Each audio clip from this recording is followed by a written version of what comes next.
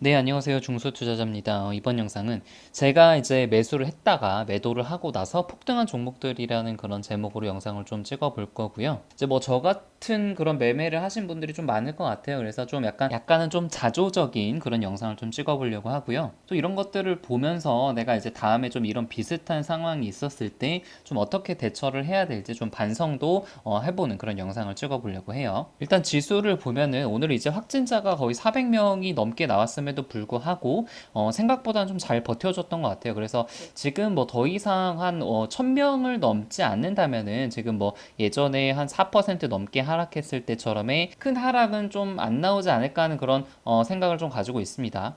그래서 지수도 어느 정도 지금 코로나 상태에는 좀 약간 적응을 한 그런 모습이고요. 이제 예전에 말씀드렸듯이 이제 전 고점이 지금 전 고점이 860에서 만들어졌죠. 근데 지금 전 고점을 테스트하러 가는데 이 전 고점에서 넘지 못하고 애매하게 하락을 했다가 만약에 다시 저점이 낮아지려면은 거의 이제 한 10% 넘게 빠져야죠. 10% 넘게 빠지는 만약에 그런 상황이 벌어진다면은 그땐 정말 좀 현금화를 많이 해야 될 그런 상황이 생길 수도 있고요. 아니면은 지금 60일선이 계속 올라오는 그런 상승 추세에 있으니까 60일선을 타고 계속 좀 올라갈 가능성도 있다고 생각을 하고 있습니다. 그래서 저번에 이제 말씀을 드릴 때는 어느 정도 좀 반등을 하게 되면은 좀 이제 몇 가지 종목들은 현금화를 좀 해야겠다라고 그렇게 생각을 좀 말씀을 드렸었는데, 근데 또 막상 이렇게 오르고 나니까, 그리고 제가 이제 좀 비중이 많은 그런 종목들이 있죠. 뭐 KMW라든가 그런 5G 섹터들은 사실 지금부터 본격적으로 모멘텀이 좀 작용을 하는 그런 시기라고 생각이 들기 때문에 또 지수가 이렇게 올랐는데 또 현금화를 또 많이 하기가 또 쉽지는 않더라고요. 보유하고 있는 그런 상태입니다.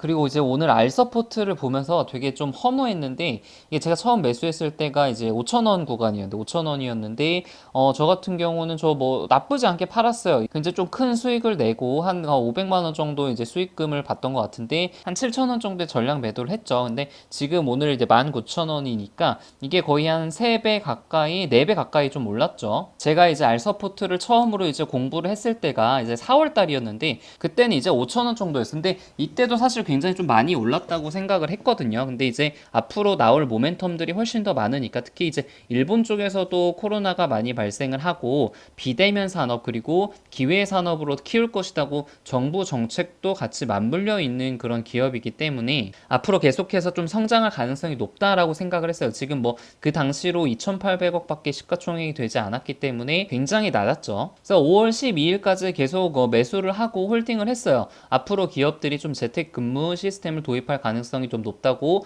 판단을 했고, 그리고 6,000원일 때도 전 앞으로 더 많이 오를 가능성도 높다고 생각을 했어요. 그래서 당시 기사를 좀 보면은 원격 제어 제품 매출도 증가를 했고 연구 개발비랑 인건비도 많이 늘었다고 그렇게 기사가 좀 나와서 앞으로 좀 성장할 가능성이 좀 높다라고 생각을 했었는데, 이게 5월 달까지 조금 오르고 나서 이제 한 달 가까이를 좀 조정을 보였고 21선을 깨고 61선까지 좀 위협했던 그런 시기가 있었단 말이에요. 그래서 이게 지금 생각보다 매출과 영업이익이 좀 잘 나오지 않나라는 그런 의심이 마음속에 좀 들었었던 것 같아요.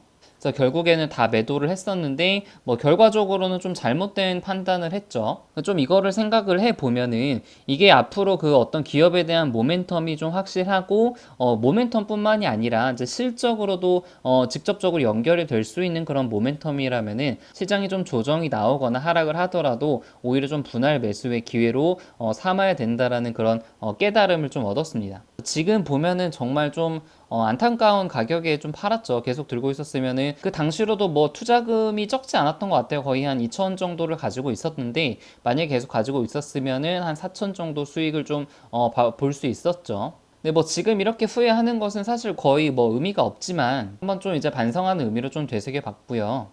뭐 바이넥스도 어제 좀 한번 말씀드리긴 했는데 이제 만 원에 사가지고 12,000원에 이제 매도를 했는데 이것도 한 200% 가량 좀 오른 그런 종목이고요. NHN 한국사이버결제도 제가 정말 저점에서 잡았습니다. 24,000원에서 25,000원 구간에서 분할 매수를 해가 이것도 한 1,500 정도를 매수를 했었을 거예요. 그래서 이제 코로나의 어떤 영향으로부터 좀 벗어나고 지수가 이제 반등할 때 거의 가장 많이 반등을 한 그런 종목 중에 하나였거든요. 그래서 50% 가까이 좀 수익을 보고 팔았으니까 굉장히 이제 잘 매도를 한 거라고 생각을 했는데 지금 이제 뭐 72,000원이니까 2배 넘게 좀 올랐고요.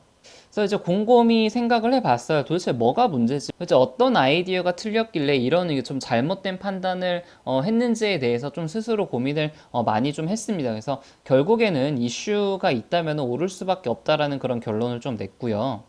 이건 이제 바디텍메드라는 종목인데 제가 5월 달에 매수를 했었는데 너무 이제 조정도 길고 기다림 시간이 좀 길다 보니까 중간에 다 매도를 했습니다. 근데 결국에는 오늘 이제 상한가를 좀 갔죠. 그래서 이것도 좀 아쉬운 종목인데 그런 것 같아요. 이게 지금 제가 매도를 한 종목들을 보면은 일단 첫 번째는 기다리는 시간을 좀 못 참았던 것 같아요. 그래서 뭐 한 달 정도 이상 좀 조정이 나오거나 좀 음봉이 계속 보이면은 이 종목에 대한 어떤 의심이 계속 마음속에서 일어났던 것 같습니다. 그래서 그만큼 좀 믿음이 좀 부족했다라고 그렇게 생각이 들고, 그래서 누구나 다 그런 생각과 마인드가 들겠지만 주가가 조금 하락을 하면은 혹시나 더 떨어지지 않을까라는 그런 어떤 걱정과 우려심, 공포심이 이제 생길 수밖에 없죠. 근데 이런 종목들을 보면은 쌍봉을 만들지 않는다면 좀 두려워할 필요가 없다라는 그런 생각이 들었어요. 이게 뭐 흔히 얘기하는 헤드 앤 숄더 패턴이라고 하죠. 차트상에서. 그래서 차트가 이제 모든 것들을 다 설명해 주지 않지만 이 차트라는 것이 주가의 그 어떤 봉이라는 것이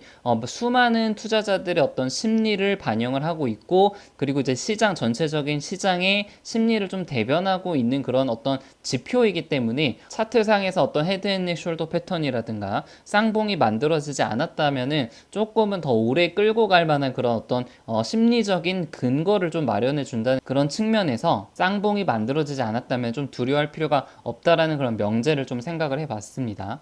그래서 뭐 안타깝긴 하지만 이미 제가 내려버린 판단이고 지나간 일이기 때문에 후회해서는 뭐 아무 의미가 없죠. 제가 지금 가지고 있는 종목들에 조금 집중하면서 그런 종목들의 어떤 수익률을 극대화하는 그런 전략을 세우는 것이 좀 좋지 않을까라는 그런 생각이 듭니다. 그래서 오늘 이제 KMW가 상당히 좀 좋았고 지금 시간 내에서 거의 2% 가까이 좀 올랐기 때문에 내일이 이제 이번 주 마지막 거래일인데 좀 내일 조금 이제 좋은 그 주가의 흐름을 좀 기대를 하고 있습니다, 개인적으로. 사실 뭐 에이스테크라든가 이제 뭐 서진 시스템, 솔리드 이런 종목들은 지금 너무 주가가 좀 선 반영이 되었기 때문에 지금 당장의 상태에서는 뭐 에이스테크보다는 좀 KMW가 주가 측면에선 좀 좋은 모습을 보여줄 가능성이 좀 높다고 생각을 하고 있습니다. 네, 그래서 영상은 여기서 마치겠습니다.